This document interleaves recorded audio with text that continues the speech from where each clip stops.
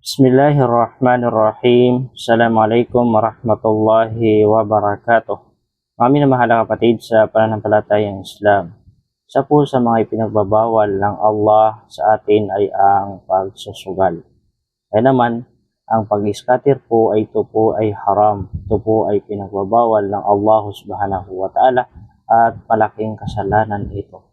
Kaya kinakailangan kung ikaw ay nag-scatter at kung ikaw ay naniniwala sa ating relihiyong Islam, naniniwala sa Allah at kay Propeta Muhammad sallallahu alaihi wasallam, ay narapat lamang na ihinto mo yan. Dapat lamang na kamunghian mo yung gawain na yan.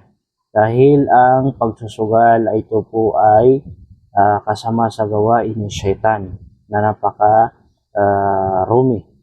Subhanallah. Na'udzubillahi min dalik. Kaya naman bilang isang Muslim, ay tayo ay magtawbah. Tayo po ay magbalik loob sa Allah subhanahu wa ta'ala. O ikaw ay nag-scatter, ay ihinto mo yan. Ikaw ay magbago. Kung yung pag-scatter mo, yung pera mo na ginagamit mo sa scatter, ay mas mainam na lang, nakainin mo, ipakain mo na lang sa pamilya mo, sa mga anak mo, mga kapatid. Dahil yan ang makakabuti sa'yo, makakabuti sa atin. Kaya bilang isang Muslim, tayo ay magtawbah, magbalik loob sa Allah subhanahu wa ta'ala, dahil ang Allah ay mapagpatawad, patatawarin niya ang kanyang mga alipin kapag ito ay humingi sa kanya ng kapatawaran. Ulit natin, ang pag-scatter, pagsusugal po ay ito po ay haram, ipinagbabawal ng Allah dahil ito ay gawain ni Shaitan.